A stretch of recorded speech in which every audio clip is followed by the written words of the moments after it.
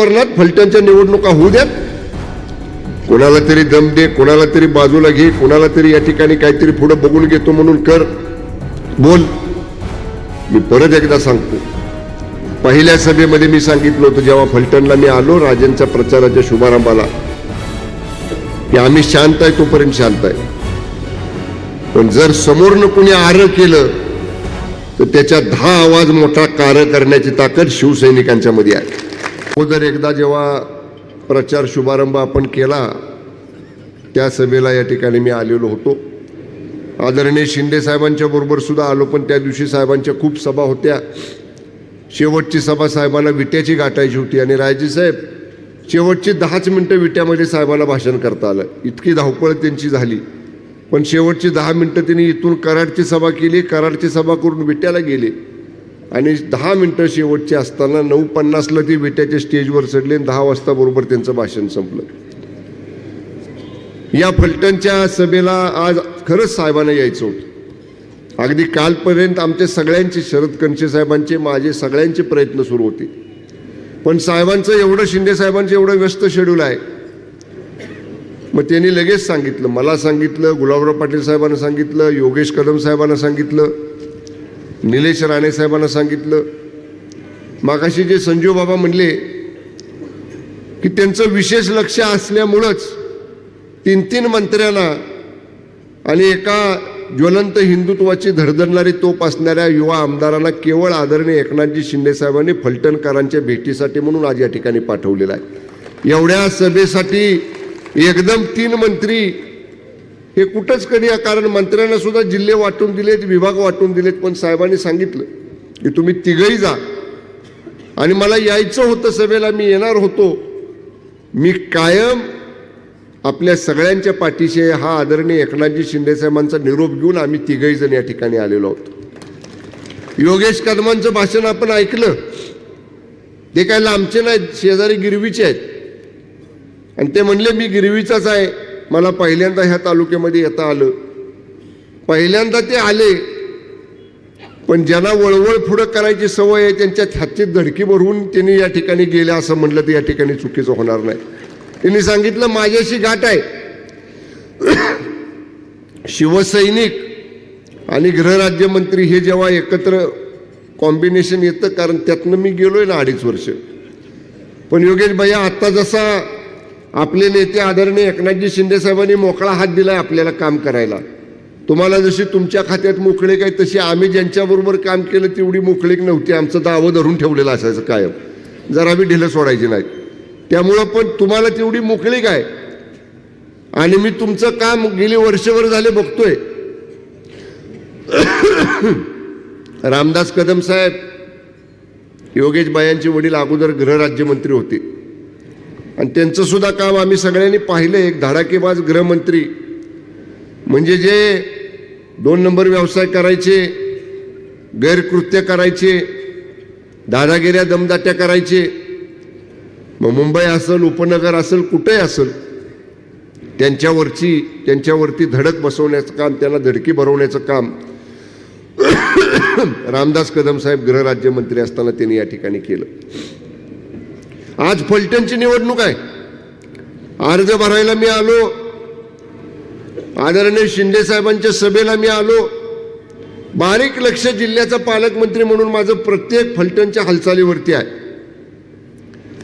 सुरुवातीला जो टेम्पो होता, हळूहळू हळूहळू वाढत वाढत वाढत आज सर्वसामान्य फलटणकरांच्या मनामध्ये एक विश्वास निर्माण झालेला आहे की हे पॅनेल जर आपण निवडून दिलं अनिकेत राजेंच्या नेतृत्वाखालचं, तर फलटण शहराचा कायापालट या ठिकाणी आपल्याला करता येणार आहे. त्या विश्वासापोटी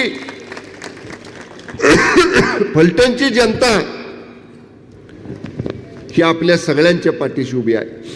मी चेहरे सहज कोमट आहे,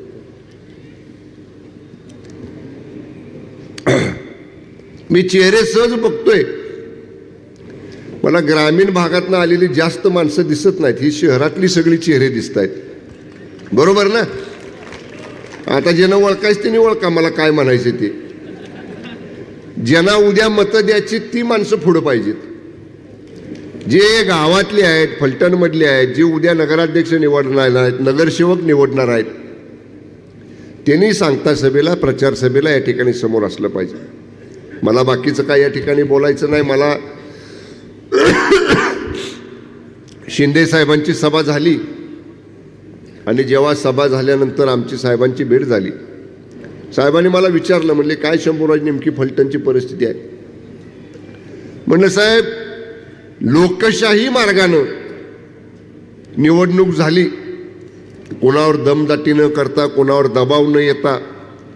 तर म्हटलं मी आज आपल्याला सांगतो, फलटणची जनता ही अनिकेत राजेच्या नेतृत्वाखालचं पॅनेल प्रचंड बहुमताने निवडून देणार. हे समोरच्याने ओळखलं आणि ज्याचा उल्लेख योगेश कदम भाईयांनी केला. 22 वर्षाचं यूट्यूब चॅनेल किंवा सोशल मीडियावर हँडलिंग करणारा, काम करणारा तरुण मुलगा, त्याला जर तुम्ही दमदाटी करत असाल, त्याला जर दमदाटीची भाषा करत असाल, हे बरोबर नाही. लोकशाहीमध्ये निवडणुका होतात जातात. उद्या 21 तारखेला निवडणूक संपेल, 22 तारखेला निकाल लागेल, पण शेवटी सगळ्यांनाच एकमेकांच्या बरोबर जिल्ह्यामध्ये, तालुक्यामध्ये, गावामध्ये या ठिकाणी राहायचं. करू दे ना, ज्याला ज्याचा प्रचार करायचा त्याला करू द्या, ज्याला ज्याचं काम करायचं त्याला करू द्या. तुम्हाला जर भीती कशाची नसेल तर मोकळ्या वातावरणात फलटणच्या निवडणुका होऊ द्या. कोणाला तरी दम दे, कोणाला तरी बाजूला घे, कोणाला तरी या ठिकाणी काहीतरी पुढं बघून घेतो म्हणून कर, बोल. मी परत एकदा सांगतो, पहिल्या सभेमध्ये मी सांगितलं होतं जेव्हा फलटणला मी आलो राजेंच्या प्रचाराच्या शुभारंभाला, की आम्ही शांत आहे तोपर्यंत शांत आहे, पण जर समोरनं कुणी आरं केलं तर त्याच्या 10 आवाज मोठा कार करण्याची ताकद शिवसैनिकांच्या मध्ये आहे.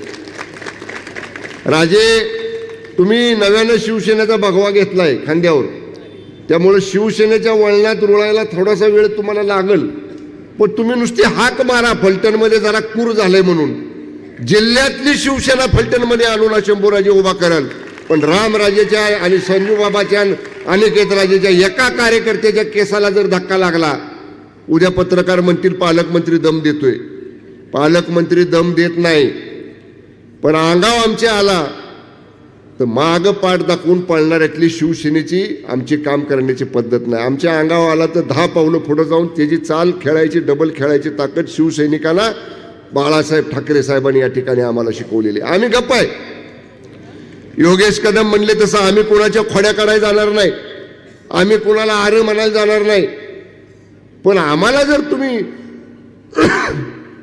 शांततेच्या मार्गानं निवडणुकीला सामोरं जात असताना सुद्धा अशा कोणाला दमदाट्या कर, कोणाला काय कर, हे बिलकुल शिवसैनिक या ठिकाणी सहन करणार नाही. आणि राजेसाहेब, तुमच्या पाठीशी ताकद कुणाची आहे? योगेश कदम गृहराज्यमंत्री, शंभूराज देसाई पालकमंत्री, आम्ही छोटे कार्यकर्ते आहोत. अहो, ज्यांनी महाराष्ट्राचा तक्ता पलट केला, 32 देशांनी ज्या तक्ता पलटाची नोंद घेतली, त्या आदरणीय एकनाथजी शिंदे साहेबांची ताकद रामराजे साहेब तुमच्या आणि अनिकेत राजेच्या पाठीमागं, फलटणकरांच्या पाठीमागं आहे. बिलकुल तुम्हाला चिंता करण्याचे कारण नाही. साहेब स्वतः इथं आले तुमच्या पक्षप्रवेशाला आणि साहेबांनी सांगितले आम्ही सगळेजण तुमच्या पाठीशी आहोत. साहेब, विकासाचं राजेसाहेब बोललं पाहिजे. तुम्ही वचननामा काढला असेल, जाहीरनामा काढला असेल, मी आपल्याला विश्वासानं सांगतो, आम्ही तिघही मंत्री म्हणून या ठिकाणी सांगतो, नगरपालिकेला सगळा निधी मिळण्याची ठिकाणं कुठली आहेत? एक तर जिल्हा नियोजन समिती, जिल्ह्यातला नगर उत्थान निधी आणि राज्य सरकारच्या नगर विकास विभागातनं मिळणारा निधी.